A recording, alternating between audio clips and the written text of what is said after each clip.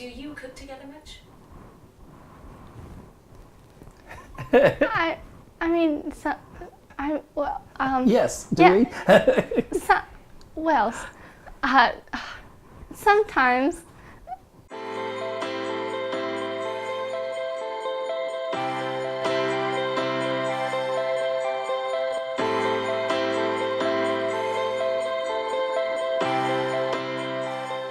I'm Maiya, and this is my dad. My name is Tony Osumi, and today we're making bacon fried rice. The reason this is important is because my grandmother used to make this, and it's one of the dishes that I consider Japanese American soul food, a kind of comfort food, and so, of course, it's something I have to pass on to my daughter to make sure it continues. Anytime's a good time for fried rice. Lots of the times for my birthday, he'd make fried rice and like yakisoba or something. Fried rice would be a good thing because, one, it's from my family, my grandma, so when I cook it, and I tell this is Grandma Chie's recipe, this is Grandma Chie's fried rice, it becomes something, then my grandma becomes alive.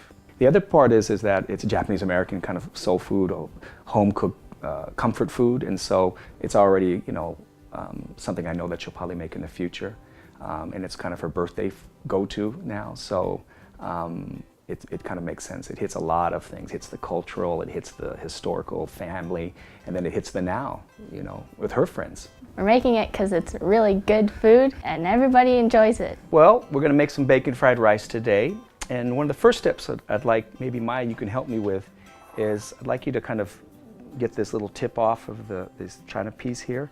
Go ahead and take this where the front is, and see where it's a little thicker here with the double line. Take that off and then just draw that string down. And my grandma didn't put china pea in here. The only green that she had was from the green onion. And so I like it to be a little more colorful. I'm gonna go ahead and cut this onion. For bacon fried rice, you don't want it too thick because you kind of want them to maybe be closer to the size of the rice.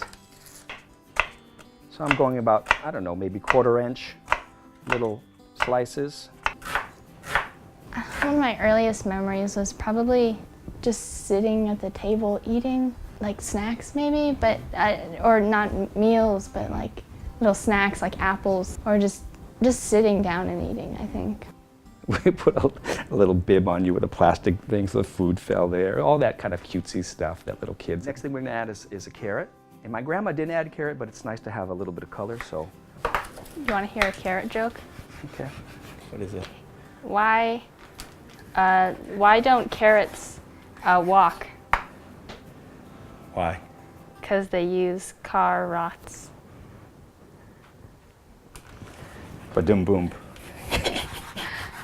You see what I did there? I do what you did there. Like the car? Car rots. Carrot, yeah. Okay. So we'll go ahead and if you cut it small enough, you get more green. I think part of fried rice or any cooking is really the visual part. I like cutting it like Japanese style, not too big, kind of small, because I think it's kind of a cultural thing. So I know sometimes when I see things cut horizontally or perpendicular like a carrot, like into coins, I'm not so hot on that. It's like, no, it's got to be Japanese style because that's the way it should look. One of the most important things just visually is also the green onions. The key for the bacon is freeze it first. And that way when you cut it, it's easier. So then the question I always have is, how much bacon? I think it's okay to have a lot. Often though, I've been not doing so much and the flavor is not there. It's not as good tasting. Maiya, I'm gonna ask you that you scramble those eggs. I think the first thing I ever cooked was a fried egg. It's fun to know, oh, I made that egg, and enjoy it, even if it's not best, you know you've made it. Feeding is a big thing, and I remember that we used to cut apples for her, and that was the first word that she learned to say was appa, appa.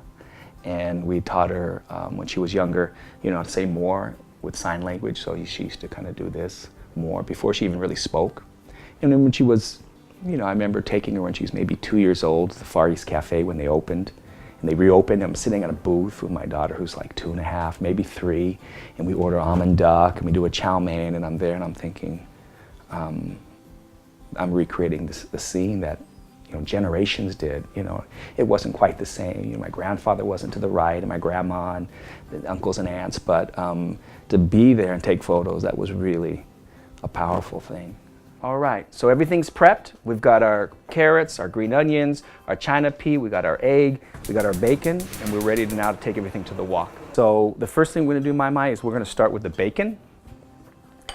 And the bacon will provide the oil for the rest of the vegetables and the rice. I think I'm gonna remove the bacon real quick, and then we'll add the onion in. Let's add this. Great, thank you. I'll coat these. So why don't you hand me the carrots? I don't want carrots to be really crunchy. I want it to be soft. We have the China pea, and this hardly needs anything, really. Oh, that looks pretty. Looks like at a restaurant. So maybe this is a good time. We'll add the egg. I think what I'll do is let this cook a little bit. I'm going to remove it, because once I get that rice in there, I'm going to be really working it, and I don't want the egg just to get into such small pieces you don't see anything. Will it be excellent? It will be excellent, yes. We'll hold on to this later. This rice is a short grain Japanese rice, and this was cooked last night. And then I put it in the fridge. My grandma always did day-old rice. We always had it, like many Japanese Americans, in a Cool Whip container, and we would take it out and pop it in here. And you're really not frying this, it's already cooked, you just need to warm it through. And this is only it's barely a day old in the icebox, so it's not too dried out. So the one thing we haven't added is salt. And you need a lot of salt because you got a lot of rice. So we're going to go ahead and add the bacon back. And then we'll go ahead and add the egg. You see these big chunks? You can kind of smush those down a little bit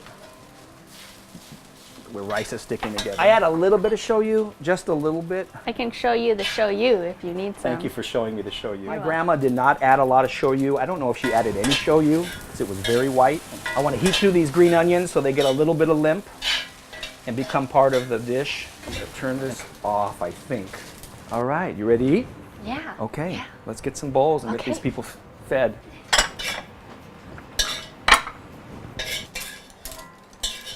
There we go. Food's a big thing in my life. I think about it a lot. And I think you want to share that with the people around you. And so even when I make it and then how do you like it, you get response. There's a certain kind of satisfaction that you have when you cook for people, especially your family.